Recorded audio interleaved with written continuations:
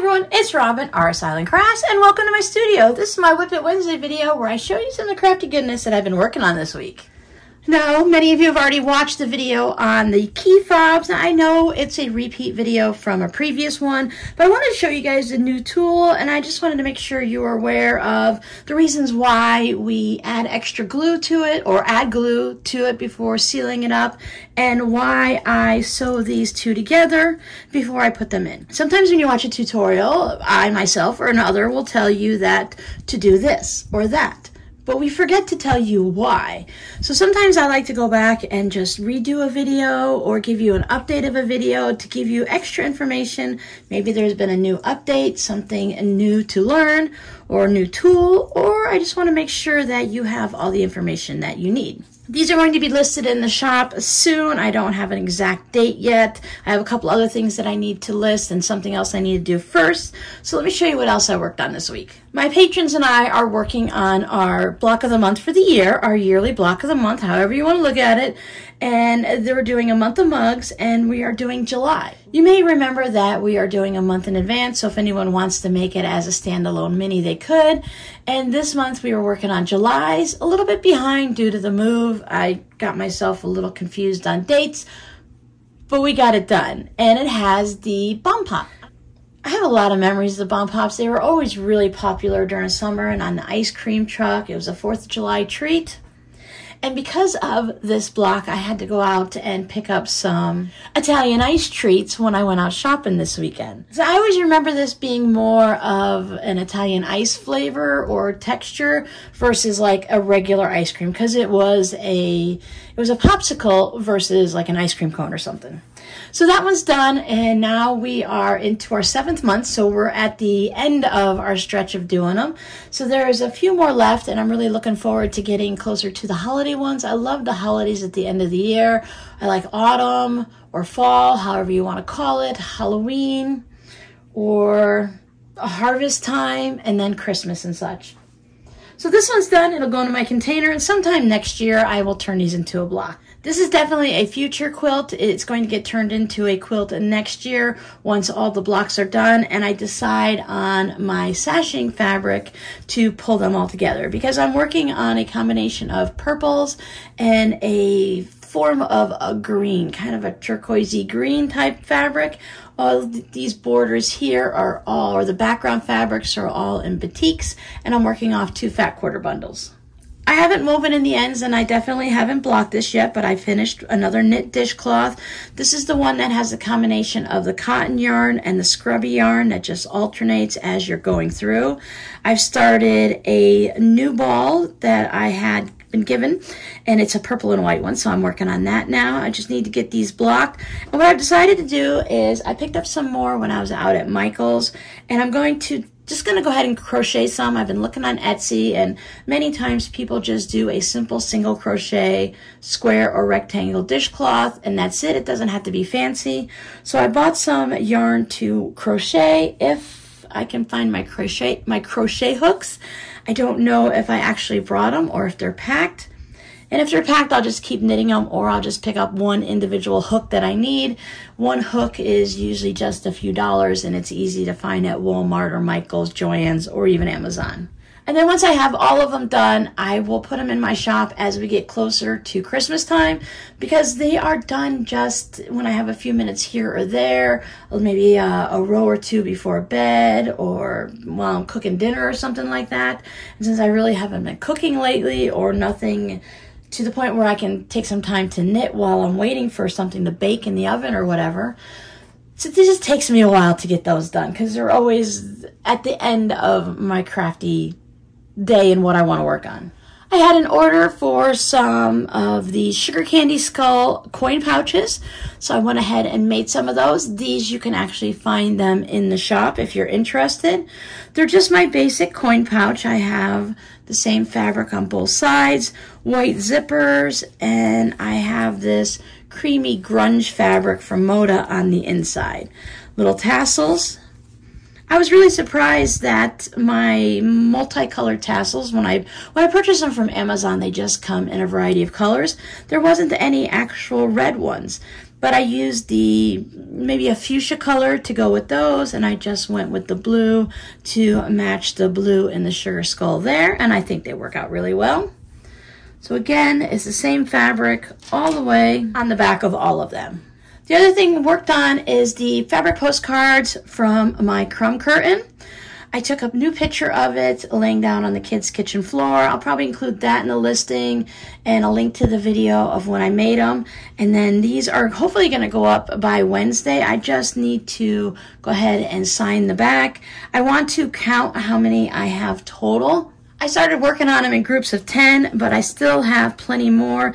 These all have the batting. I spray basted them together. Some of them have fusible fleece, and they're all ready to go. And I still have a little bit of a crumbly bit left here. I don't know why I said a crumbly, but little bits left over from the crumbs that weren't quite big enough for the curtain. And then as I was trimming some off, I saved these little pieces. I won't be turning these in, pretty sure I won't be turning those into fabric postcards. I have plenty. I think I have 60 of them, but I want to double count it because I want to put 1 of 60, 12 of 60, 38 of 60. So you know sort of where your fabric postcard came from. And I'm not going to put them in the shop in order. Like the first person who buys a fabric postcard might not get number 1 out of 60. They could get 59 out of 60 or 60 out of 60. Because once these are all done, then I'm just going to randomly grab them. I will probably keep them in order, but I'll randomly grab them. And something, if I see one that I like, then I'll go ahead and pull that out. And I'll pull some of them out randomly for giveaways and such. But if you do want to get number 1 out of 60 or the first 20 out of 60, these are going to be the first 20 going into the shop. So these will be numbered. And since I'm not going to be working on the rest of them right at this moment, maybe not even this week, then these may be the only ones that go in the shop. I'm not going to list all 60 at once. I might only list 10 at a time because there's a 20 cents listing fee, and I want to bring new ones in as the time goes by, and I don't want to wait until I have all 60 of them done before I can list them. So I have 10 that are ready to go. They have purple stitching all around the outside. I'm just using whatever spool of thread that I happen to have. As you can see on these, I started stitching them with the straight line diagonal, and I did that for the first 10, and that was just way too much work, and I didn't really, it's not that I don't like the look, but I like something else instead. So then I went to the diagonal crosshatch, and I believe these are 1 inch apart. Yes, they are 1 inch apart, and then I just did it in white thread going cross-hatching.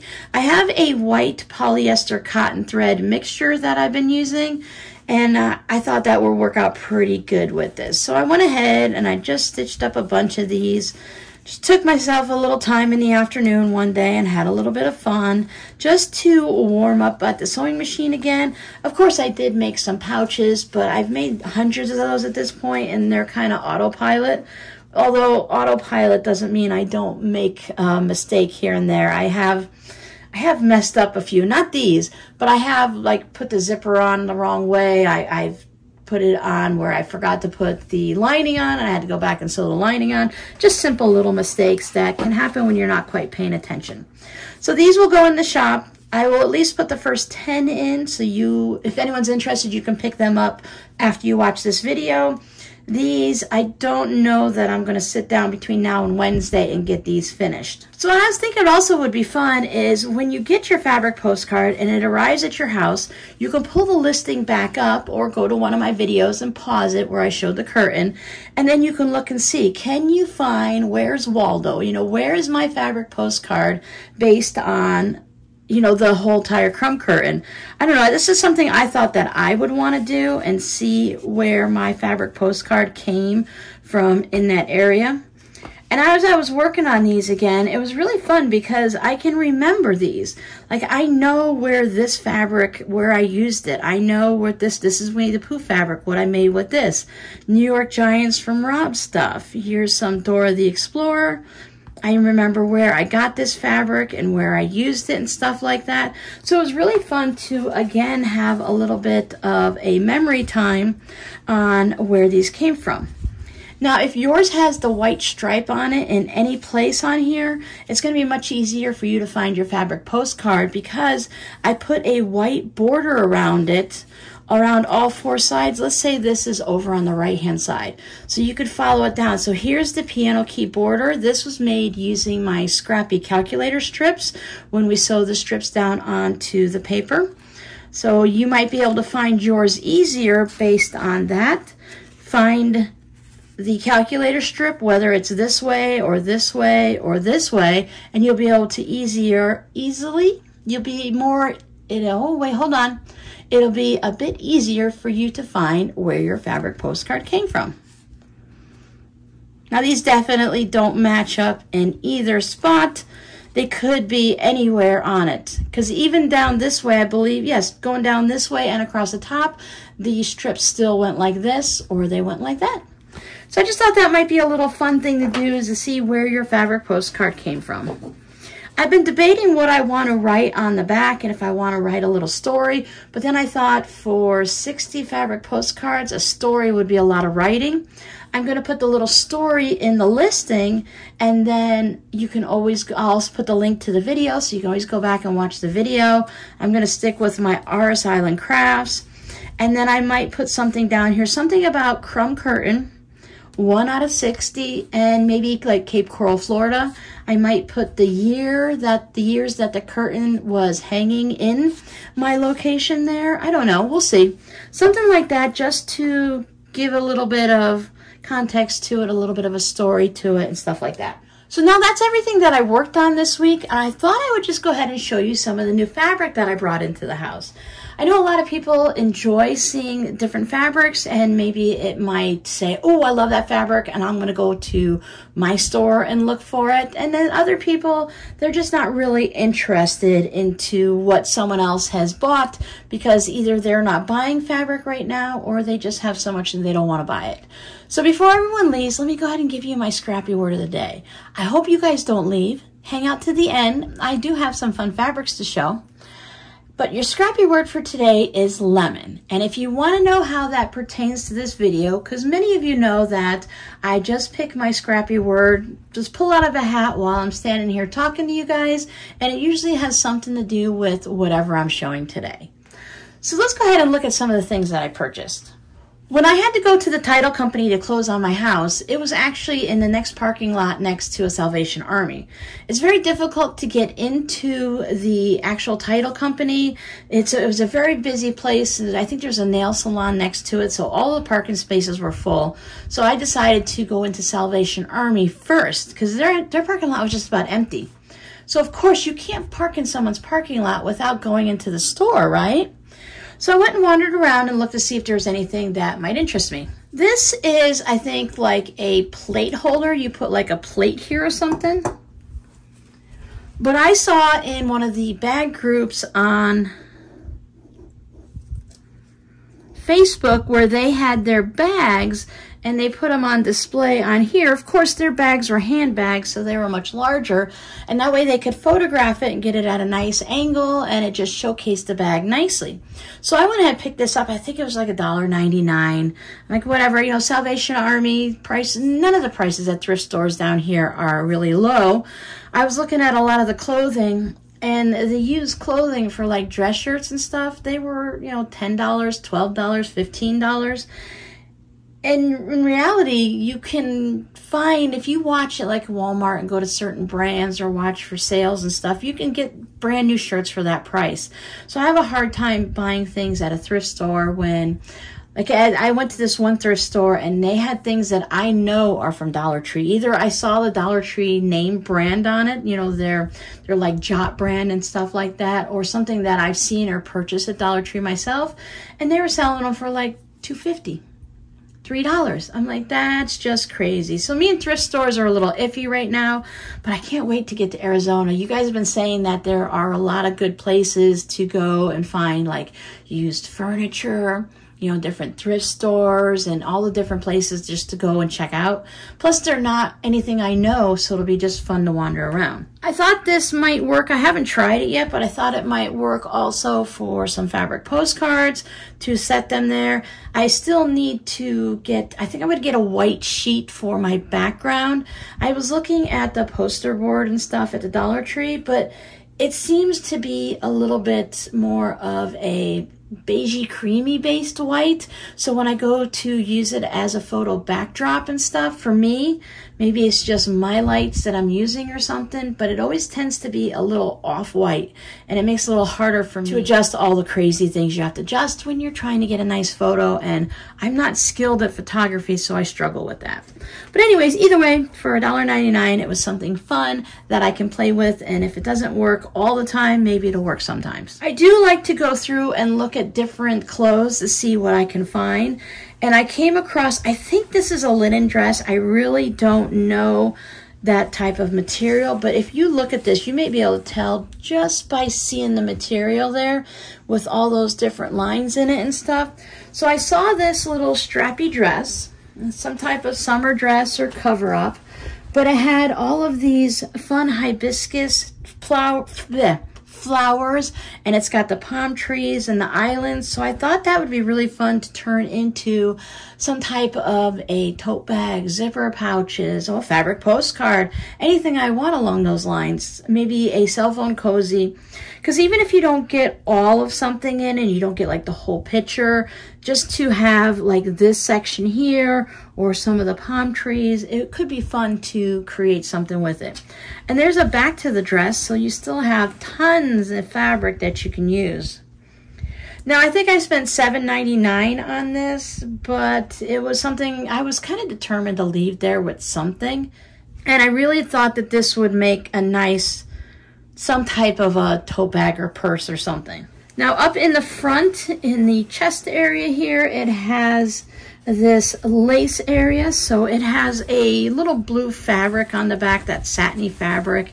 And then it has this lace, and I thought that would probably be fun to add a little something to a bag to give it a little bit of, you know, a little character, a little something. So I went ahead and picked that up. There's no lining or anything to it, so it's definitely a summer dress. I just noticed it has some darts taken out of it, but depending on what the fabric looks like between here and there, I can't tell if it's been worn a lot. I don't see a ton of wear and tear. There's no actual name here, like a tag, so it could be something that someone made. I don't know if manufacturers put ribbons to hide their seams like this one did, but I know a lot of the makes, the people that make their own dresses and stuff, that they like to put ribbon down to cover up that seam and to give some weight to the hem, and then also as the facing up here. And I'm really starting to probably agree with that, because I can see where it's like glued down with some type of adhesive, and then it's like trimmed away in a very uneven way. So I'm going to go with this is possibly handmade, but I had to rescue it, and I will turn that into something fun. I'm sure it's going to be something fun, right? I think that would make something that would be really fun for some type of a bag. All right, so let me show you the fabric that I picked up. I don't normally show you when I purchase fabric or fabric comes in the house for one way or the other, but this is Dollar Tree fabric, and I know some of you are interested on what other Dollar Trees have and what you might be able to find that's yours. I've been to 2 different Dollar Trees, the one up the road from me here at the new place that the kids like to go to, and then I went back to my own because I was shopping in that side of town on Sunday, so I picked up some. And I think I picked up like this from my Dollar Tree and this from the one just up the road. And I was thinking, since I want to do birthday fabric postcards so people can send them to friends and family for birthdays, that I would pick up some of this birthday balloon or the balloons with the confetti, whether I use it just as a solid postcard or I mix it in and do maybe some type of a log cabin around it, do a diagonal strip, just do something fun with it. So I grabbed that. I forgot I bought the watermelon at the one store, so when I saw the watermelon at the next store, I picked it up because I really like the watermelon fabric, so I have plenty of that to play with. Now, many of you have wondered, you know, is the Dollar Tree fabric good? I feel when I've washed it, I've opened this up, it feels exactly the same to me like the fabric I would pick up at Joann's or Michael's. It may not be what you would consider quilt shop quality for those really higher end, high price fabrics, but I think for your everyday fabrics, for just making different things, that'll be fine. It has lasted through many projects that I've made, things that I've used over the years, things that, well, I shouldn't say too many years because I haven't had fabric from Dollar Tree for that long, but I have made things and washed them over and over and over again just to test it out, and it's always worked out fine for me. So then I saw a fun pink fabric. I haven't opened these up and ironed them and done all that yet, so I'm sorry you're seeing them in their roll, but this is how you'll see them if you find them at Dollar Tree. I like this flamingo, has a bit of a peachy color and a purple tail, so I picked up some flamingo, of course. Tropical flowers. I love tropical flowers, so I picked up some more tropical flowers, one from one store and one from the other. I've had a request to make some, oh, here's another one. There's 3 of them. I must have really liked it. I've had a request to make some doggy bandanas, so you can look forward to a doggy bandana tutorial coming up in the near future. Yeah, near future. I was like, that sounded far away, but no, soon. So I picked up some fabrics, the little doggy bones. I thought some zebra and maybe some more of a wild cat that they can wear for a bandana. For those of you that like mushrooms, there's some mushrooms in the forest, and then dragonflies. I love dragonflies and rainbows, so that was perfect. So this is what I picked up at Dollar Tree. Now remember, it's $1.25, so it's a standard size fat quarter. They put the measurements 18 by 21. They're actually 18 by 21. I find that they're just as square as any fabric, or squared up, I should say, as any fat quarter I've bought anywhere else. And sometimes I bought fat quarters where it's more of like a trapezoid, where it's kind of a bit crooked and stuff. So these have always been really nice when I've worked with them. I would definitely use these in a quilt for a child, or something that you know you're going to like drag around the house and take to the movies. If you wanted it to make an heirloom quilt, you probably wouldn't use Joann's fabrics anyway. So I put these right up there with Joann's fabrics, and if they're great for everyday use, if I were to make an heirloom quilt that I wanted to last for a long time and pass down generation to generation, I would be going to a quilt shop anyways and picking up my fabrics there. All right, so I went to Michael's and I picked up a few things. I picked up some new t-shirts, and I picked up some, I wanted to try some of their different brands of Michael's, and it's really just changed. I bought t-shirts probably 5 or 6 years ago. The ones you see me wear a lot, the different colored ones, like the purples and the greens and such. And I really like them, and they're the Gildan, I believe, brand, and I've had really good success with them. But they've changed a little bit now, and I didn't know if it was just like a one-off, that maybe you order things on Michael's online and you get one thing, and you go to a store and you get something different. So I wanted to see if it was that, and it's not that. They have the ones that have this little skinny tag in the collar, and I like the ones that are tagless. For those of you that wear t-shirts, you might understand this. I like my t-shirts to be long and a little bit baggy on the side, but these are wide and short, and then when you wash them, they get even shorter. And I like mine to come, you know, halfway down my hips. I like to feel like I'm covering up a little bit and stuff like that. I'm probably going to end up switching to tunics as I get, well, maybe now, or maybe as I get a little older. I can just see myself wearing like the Pioneer Woman tunics. She has some really nice clothes. So anyways, I picked up some new t-shirts of other Michael's brands. It's like Make It or something like that. I gotta tell you, they are the softest t-shirt. I love it. It's 100% cotton, but the problem is women's t-shirts are really short on the shoulders, and men's go a little bit down to my elbow, and this is somewhere awkwardly in the middle. And I washed them all first, of course, and not paying attention. My kids have their washing machine on hot hot and cold so it doesn't mixture. And at 100% cotton, I didn't try one on before I washed them, but they're comfortable, a little bit snugger on the side than I like, and they're short. Very depressing. So if anyone knows, all that to say, anyone knows a good place to get just some basic fun colored t-shirts that are just a nice average size that fit well and a little bit longer than just the average t-shirt. For some reason, they think we want them to be wide and short, so when you raise your arms, your belly button hangs out. I don't want to do that. So while I was there, I also bought some fabric. That's what we're talking about, fabric.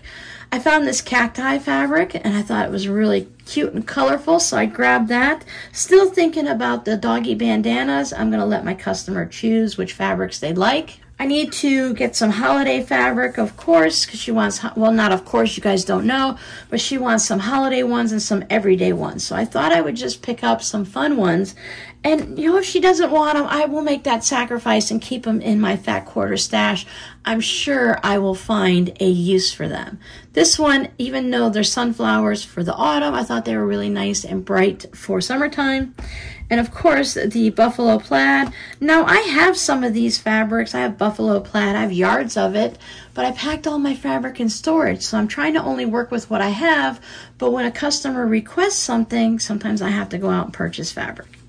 So doggy paw prints, those are always cute. People with pets or dogs always love the doggy paw prints. I found the pineapples. I loved the pineapples, so I grabbed those. Look, more watermelon, of course, and ta-da-da-da! There's the lemons with carried over the scrappy word of the day to lemons. Those are all loops and thread fabrics. I don't know if I've actually worked with their, I think I've had a few of their fat quarters, and just like anything else, they're probably a hit and miss. They may be a little bit thinner, but I think for something like a zipper pouch, a coin pouch, a fabric postcard, I think having these available for when I do the fabric postcard club, maybe taking some of the yellow fabrics, any of the pineapple, sunflower, lemon, and making a yellow fabric postcard, building off of it in a wonky, scrappy, crumb block log cabin look. I think that would be fun. Same thing with these. I think these would really make a fun little zipper pouch. And when you put your interfacing on it, you put your fusible fleece, you quilt it, whatever you're going to do, it's going to add more sturdiness and durability to it because you're strengthening your fabric. I need to watch a few videos, but I'm thinking this Friday's tutorial is going to have something to do with this tape. You can buy, I think it's called 1/4-inch seam tape or something like that. You put it down on your sewing machine and it helps you do your half square triangles without having to draw the lines. It helps you keep your fabrics all lined up. So I'm going to spend a couple of days watching videos and reviewing that so that we can go ahead and work on it on Friday and get a video up for a little tutorial. I've been wanting to try this tape out for quite a while. I just picked this up on Amazon. It's been in my wish list for a bit, so I just went ahead and grabbed it. Having a wish list is a great way to find what I need. When I want something, I can just go back and grab it. 1/4-inch on-machine tape is what this package calls it. So thank you guys so much for hanging out with me. I will see you guys in the next video. Bye.